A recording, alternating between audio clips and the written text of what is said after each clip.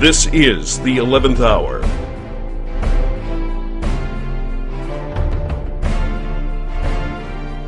With news and commentary for King James Bible believers, here's Greg Miller.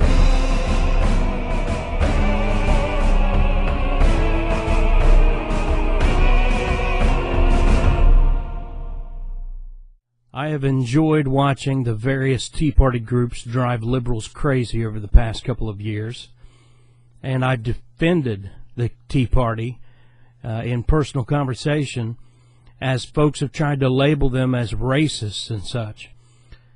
In the past 2 years, we've been very pleased with the positive effects that the grassroots activities of Tea Parties all over America have had on this nation, basically stemming the tide of our evil president and both of our corrupt political parties. Notice I said both of our corrupt political parties. But a godless neoconservatism is not any better for America than rank liberalism. Let me repeat that. A godless neoconservatism is not any better for America than rank liberalism. And that is exactly what Ohio's Tea Party is becoming. If the so-called We the People Convention being held this July 4th weekend in Columbus, Ohio, is representative of the overall Tea Party movement here in the Buckeye State. For starters, Herman Cain is the keynote speaker of this Tea Party convention. And let's be honest, Cain is a wealthy black man who preaches a fiscally conservative message, and that's a powerful weapon for fiscal conservatives, of which I consider myself. But the foundation of Herman Cain's 2012 campaign message, when you get to the bottom of his rambling and sometimes incoherent diatribes, is the corrupt, unconstitutional Federal Reserve System. Why would that surprise anyone when Herman Cain is the former chairman of the board of directors of the Kansas City Federal Reserve Bank? And how can anyone calling themselves a Tea Party push the Federal Reserve agenda of Herman Cain and the banksters? Among the topics listed for this We the People convention are global warming, illegal immigration, and the Federal Reserve. And what do they want to do with the Federal Reserve? Nothing. These neocons live under a delusion thinking they can reform the devil. We agree with the title of a book put out by Ron Paul, End the Fed. The Federal Reserve is a treasonous, unconstitutional scam. The founders were opposed to a central bank, which is what the Federal Reserve is, but they were absolutely opposed to a private banking cartel controlling the American economy and controlling our government by proxy. And that is exactly what the Federal Reserve is, a private banking cartel which truly runs our government. Obama, Cain, Romney, you pretty much name anyone running at this point except Ron Paul. The rest are in bed with the Federal Reserve. Also, if you have time, you can watch, I believe it's still online, William Still's documentary. That's William Still, and his documentary is titled The Money Masters. I think it's about 3 hours, but it's a crash course that will change your thinking on the Fed for good.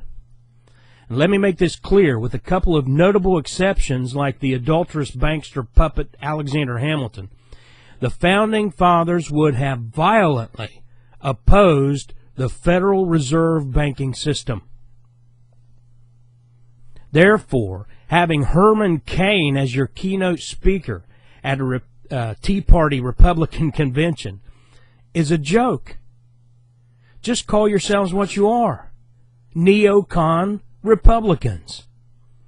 And to ice the cake, Ohio Tea Party leaders like Tom Zewastowski of the Portage County Tea Party, they are making it clear they have no desire to defend constitutional liberties under the label of quote-unquote social issues. In an interview with Columbus Dispatch writer Joe Hallett, Mr. Zewastowski was asked about abortion and gay rights. Now, this is a Tea Party leader at this We the People convention. His response was, quote, "Our movement is really about conservatism, fiscal conservatism. We really stay away from social issues," end quote. Yes, and that is why the Tea Party in Ohio and around the country is being packed with sodomites from the log cabin Republicans. The Tea Party is losing its soul. Now, I have to admit this doesn't surprise me here in 2011, because I attended a so-called Tea Party Express event in Upper Arlington, Ohio, and I found most of the speakers and organizers to be what Chris Wallace would call a bunch of flakes. I approached several of the onstage speakers and performers, and when I handed them a gospel tract, all but one looked at me like I was some sort of freak of nature. And this cutesy little broad who was prancing around the stage singing "God Bless America," she refused to even take the gospel tract.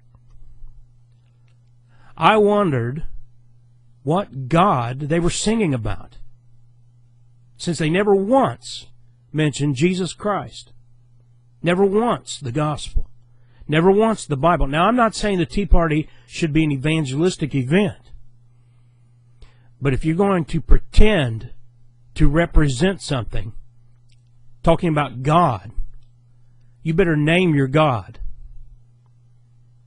I am not going to be a part of something with some bastardized God, small g.